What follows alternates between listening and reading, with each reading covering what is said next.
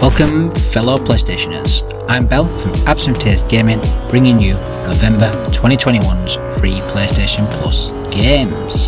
So, what do we have in my favourite month? This month we have 2 PS4 games as normal and 2 PS5 games. Not to mention, it's my birthday at the end of the month. First, we have First Class Trouble for the PS5 and for the PS4. Platinum difficulty, it's unknown at the minute, and the approximate time to platinum is also unknown, I'm afraid. First Class Trouble, if you haven't seen the trailers for it, it is a slightly different type of game. It's a multiplayer party game that blends cooperation and deception as the players try to figure out who they can trust while they fight to survive on board a luxury space cruise liner. You're one of a band of surviving players. You must now work together to try and reset the AI to revert to a non-homicidal state after the AI has wiped out most of the passengers by turning off their air supply. But it's not going to be easy. The ship is full of robot servants that are more focused on serving pain than beverages, and some of the survivors are robots in disguise. Whoa.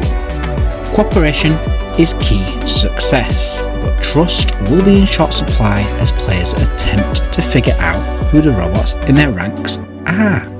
The game is cross-play between both consoles and PC, and will release on both the PS4 and PS5 with all the already PC updates, including Botanical Garden and Personoid Quarters, as well as cosmetic DLC to customise your characters with.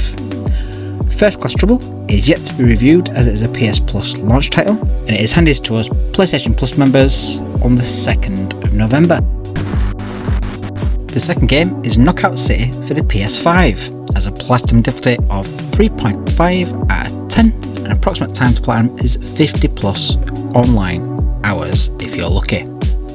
Knockout City is one of those games where if you play it all the time, you will naturally get your platinum. With the likes of 1000 knockouts, play 30 matches with a friend or earn 250,000 XP. It sounds a bit grindy, so be warned fellow hunters.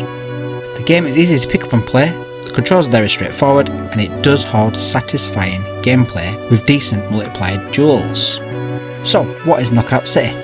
Rather than dodgeball, you are in a team of 3 or 4 and have to eliminate the other team by clobbering them with balls, which spawn across the maps. Players must be hit twice to be knocked out, and the first team to get 10 KOs wins. The nitty gritty bit is that once you have the ball in your hand, you can throw the ball in many different ways. How about a slow lob to change the opposing team's timing just enough to throw them off guard, or a curveball to reach around obstacles and exploit enemy blind spots. Aiming in the game is automated, so it's not like FPS. Reflexes and devious tactics are the way forward here. Weirdly, you can even throw your teammates like a supercharged guided mortar. However, don't be caught mid-air or you'll find yourself being thrown off the stage for an instant knockout. Not so good. Knockout City is one of the best team-based PvP games to come out. Every match has potential to be a dynamic tactical combat experience that even the most hard-boiled shooters can really appreciate. It gets a huge, amazing 9 out of 10. Kingdoms of Amalur Re-Reckoning for the PS4. Platinum difficulty is 3 out of 10. The approximate time to platinum this game is 70 hours. Remastered and revamped, Kingdoms of Amalur is a single-player Western RPG that sets you on a heroic adventure to unlock the mysteries of Amalur. However, it doesn't really deliver on the remaster in comparison to the original 2012's release. Sharper up graphics mainly, the game itself has a decent cult following and was pretty cool back in 2012. Now, it seems a little outdated today in comparison to other RPGs like The Witcher or Mass Effect series. Graphics are far away from today's remasters. Although, everything has been reworked for 4K screens and a better frame rate, but the whole remastering side of things seems not that different. Characters are still blocky and clunky, and dealing with your inventory is a little bogged down with its closing down menus. It may have been acceptable 9 years ago, but today it just doesn't cut it. Now, the good bits of the game. Amalur's map definitely captures some truly unique fantasy location designs, from the spider silk covered trees, webbed wood, to the massive gnarled roots bursting out of the swamps at the drowned forest. If you're one to enjoy games lore, you'll love Kingdoms of Amalur. They have thousands of years of history to read into, developed by the fantasy author R.A. Salvatore, and that's something the NPCs throughout the whole world are happy to give you a lesson on. It's simply a double-edged sword, which will enthrall you, or cause your eyes to glaze over and be eager to get back to stabbing things. Combat is the game's strongest point. Its satisfying arcade take on RPG combat is a bit similar to God of War series. Timing and skill are almost as important as the abilities that you've selected or what weapons and armour you have equipped. Overall, Amalur gets a good 7 out of 10.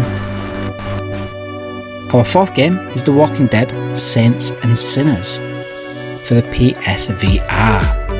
Platinum difficulty is 4 out of 10 and approximate time to platinum is 15 hours. In this zombie horror survival that's tense and brutal, but also pulls you in to explore every corner of its post-apocalyptic world for hidden loot and lore goodness. The Walking Dead Saints and Sinners definitely nails it. You play as a tourist, a survivor, a living urban legend who seems to be immune to the virus that makes everybody else a little bitier.